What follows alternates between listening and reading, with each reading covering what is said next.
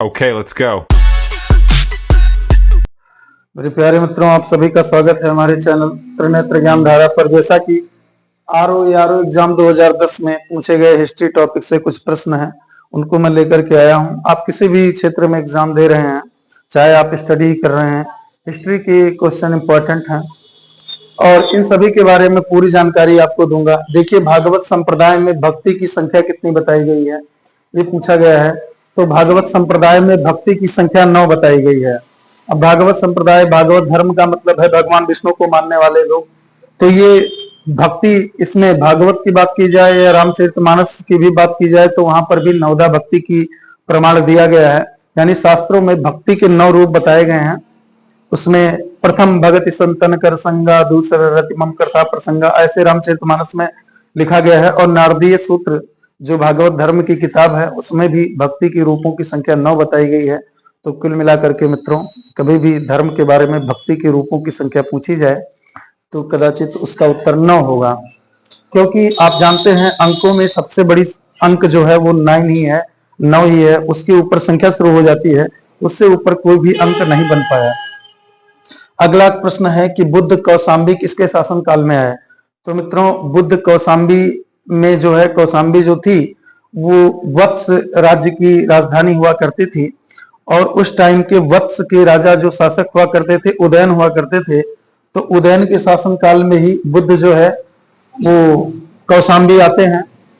और बुद्ध के बारे में अगर कहा जाए तो बुद्ध का सबसे ज्यादा जो प्रचार प्रसार का केंद्र रहा है वो श्रावस्ती रहा है, जो कौशल प्रदेश की राजधानी हुआ करती थी। और इनके प्रचार प्रसार का केंद्र मगध हुआ करता था। और आपको सबको मालूम है कि बुद्ध ने कठिन तपस्या करके फिर जाकर के अपने निर्वाण यानी ज्ञान को प्राप्त किया था। तो कौशाम्बी उदयन के शासनकाल में आते हैं। और ये 2-3 जानकारी थी कि सर्वाधिक प्रचार केंद्र इनका, सर्वाधिक प्रचार जो है इन्होंने श्रावस्ती में किया। राष्ट्रकूटों का राज्य धर्म क्या था, ये प्रश्न पूछा गया था। तो मित्रों, राष्ट्रकूटों में जितने भी शासक थे ये सभी अधिकतर हिंदू धर्म को या जैन धर्म को अपना राज्य धर्म, दोनों धर्म को इन्होंने अपना राज धर्म स्वीकार किया था। क्योंकि अमोघ वर्ष, कृष्ण द्वितीय, इंद्र तृतीय, इंद्र चतुर्थ, ऐसे ऐसे करके 4-5 राजा हैं। जो जैसे मैं अमोघ वर्ष का नाम ले रहा हूं, इंद्र द्वितीय का नाम ले रहा हूं, और कृष्ण द्वितीय, इंद्र तृतीय और इंद्र चतुर्थ, इन सभी राजाओं का जो नाम ले रहा हूं, ये सभी राष्ट्रकूट राजा हैं। और इन सभी ने जैन धर्म को प्रश्रय दिया है, इन सभी ने। और इनके यहाँ पर जैसे अमोघ वर्ष जो राष्ट्रकूटों के राजा, मैं इसको प्रूव भी कर रहा हूं कि इनके पास जैन धर्म का, क्योंकि राष्ट्रकूटों ने हिंदू धर्म की भी मंदिरें काफी बनवाई हैं। और जैन धर्म, इनमें जो प्रसिद्ध शासक था अमोघ वर्ष, उनके यहाँ पर जिन सेन एक जैन विद्वान हुआ करते थे, उन्होंने आदि पुराण की रचना की थी। तो और भी अन्य राजा हुए हैं जिन्होंने जैन धर्म को काफी माना है और उनको काफी सम्मान दिया है। तो इस प्रकार से राष्ट्रकूटों का राजधर्म जो था वो जैन धर्म था, साथ में हिंदू धर्म था। तो ऑप्शन में हिंदू धर्म नहीं है, तो जैन धर्म था, इसलिए यहाँ पर मैंने बताया। बाकी हिंदू धर्म और जैन धर्म दोनों इनका राजधर्म हुआ करता था। शकों को किसने हराया। तो देखिए, पहली बात तो ये शक जो है ये भारत में पश्चिमी तट पर इनका निवास स्थान था। और शकों को हराने वाले जो थे वो गुप्त शासक चंद्रगुप्त द्वितीय थे। उन्होंने जब शकों को हराया तब उसी के खुशी में इन्होंने अपनी जो नाम रखा था, विक्रमादित्य की जो उपाधि धारण की थी, ये विक्रमादित्य की उपाधि शकों के विजय पर ही इन्होंने धारण की थी। और इन्हें भारतीय ग्रंथों में, शास्त्रों में सकारी भी कहा जाता है। सकारी इसी वजह से कहा जाता है, शकों पर विजय प्राप्त करने की वजह से। और विक्रमादित्य की उपाधि भी यही पर ये धारण करते हैं। और शकों को परास्त करने का जो कालक्रम था वो 388 ईस्वी से लेकर के 401 ईस्वी के बीच में विक्रमादित्य जी शकों को हराते हैं।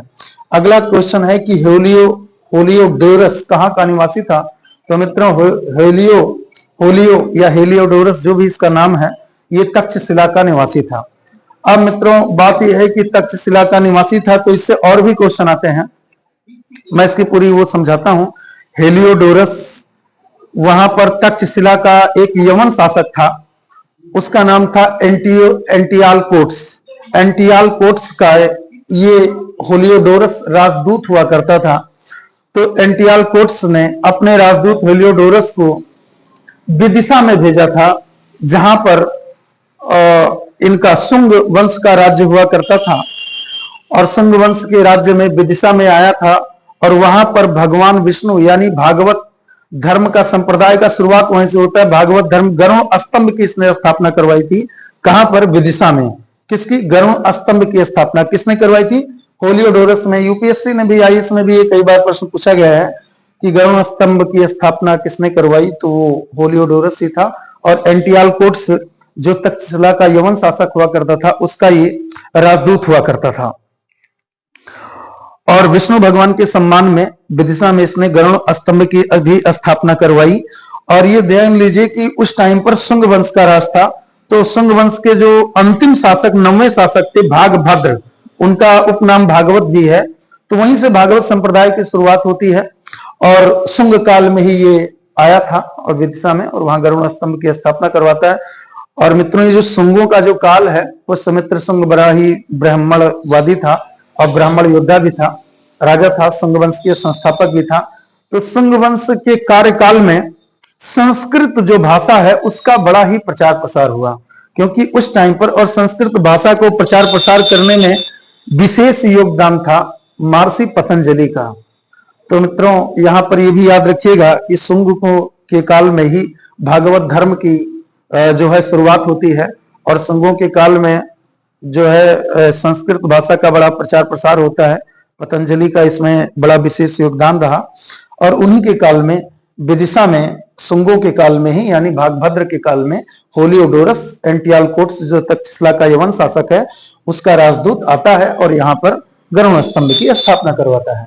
अभी पूछा गया मध्यकाल में यानी कि मध्य इतिहास में रोजगार कार्यालय की स्थापना किसने की? तो मित्रों, रोजगार कार्यालय की स्थापना करने वाला शासक था वो फिरोज शाह तुगलक था। तुगलक वंश का शासक था फिरोज शाह तुगलक। हाँ, तो फिरोज शाह तुगलक जो था उसने रोजगार कार्यालय की स्थापना करवाई थी कि अगर किसी भी बेरोजगार को रोजगार चाहिए तो यहाँ पर इस ऑफिस के लोग ढूंढ ढांड के उसको रोजगार दिलवाते थे। और अगला भी इसने दीवाने खैरात यानी कि विधवा स्त्री या लाचार स्त्री, जो अपंग स्त्री होगी मुस्लिम धर्म से, उनके आर्थिक रूप से उनकी हेल्प और सहायता करने के लिए दीवान एक खैरात की भी इसने स्थापना करवाई थी। और अगली बात यह है कि फिरोज शाह तुगलक के बारे में देखिए, शासन के कार्यों में मुस्लिम धर्म को यानी मुस्लिम कानून के अनुसार शासन करना और उलेमा वर्ग को शासन में उनको महत्व देना, यह सबसे पहला कार्य भी फिरोज शाह तुगलक ने ही शुरू किया था। तो इस प्रकार मित्रों, इस प्रश्न का भी उत्तर हो गया। और मुगल जो शासक थे वो किस वंश से संबंधित थे? तो इसका आंसर है चगताई वंश। अब चगताई वंश क्या है, थोड़ा इसको समझ लेते हैं कि इनके जो चंगेज खान, अब जैसे देखिए वैसे चंगेज खान का सेकंड पुत्र था, उसका नाम था चगताई, तो उन्हीं के नाम पर ये लोग जो है अपने वंश को चगताई वंश रखते हैं। लेकिन वास्तविकता में इसके पिता जो थे बाबर के, वो तैमूर थे। तैमूर का 5वां वंश यानी तैमूर के वंशज, तैमूर की 5वीं औलाद, जो भी मतलब तैमूर के बेटे, फिर उनके बेटे, फिर इनके बेटे, इस प्रकार तैमूर का 5वां वंशज इनके पिता थे। और चंगेज खान का 14वां वंशज की बेटी इनकी मां थी। तो इस प्रकार चंगेज खान और तैमूर दोनों का खून सम्मिश्रित था, तुर्कों का और मंगोलों का। क्योंकि चंगेज खान मंगोल थे और तैमूर तुर्क थे, तो इन दोनों के ब्लड का मिश्रण था। इसी वजह से चंगेज के नाम में चंग पहले आता है, तो चगताई, जो चगताई इन्होंने ये जो संबंधित थे किससे? चगताई। तो इसमें क्या हो गया, चग से तो चंगेज खान हो गया, ता से मतलब तैमूर हो गया। तो तैमूर और तुर्क और मंगोलों का इसमें मिश्रण था, तो चगताई वंश से संबंधित थे। याद रखिएगा कि पिता, बाबर का जो पिता था वो तैमूर के वंश से संबंधित था और मां जो थी वो चंगेज खान के वंश से संबंधित थी। तो इस प्रकार इनके वंश का नाम चगताई वंश कहा जाता है। अगला प्रश्न है, मध्यकाल में सर्वाधिक शिक्षित शासक कौन था? देखो मित्रों, इसमें ऑप्शन में मोहम्मद बिन तुगलक का नाम नहीं था, अन्यथा मोहम्मद बिन तुगलक मध्यकाल में सर्वाधिक शिक्षित शासक था, लेकिन इसमें नाम था और कई लोगों का, हुमायूं का, शेरशाह सूरी का, अकबर का। तो उसमें शेरशाह सूरी सबसे ज्यादा पढ़ा लिखा है, क्योंकि एक जगह है जौनपुर, जौनपुर में ही अरबी, फारसी, इतिहास, हिस्ट्री इन सब की शिक्षा लेता है। कौन? शेरशाह सूरी, जौनपुर। और जौनपुर को पूर्व का सिराज भी कहते थे। तो वहीं पर रह करके और बाद में शेरशाह सूरी ही जो परास्त करता है हुमायूं को कन्नौज और चौसा के युद्ध में। तो मित्रों, उस प्रकार से इस प्रश्न का भी जवाब पूरा होता है कि मध्यकाल में दो थे, एक शेरशाह सूरी और दूसरा मोहम्मद बिन तुगलक।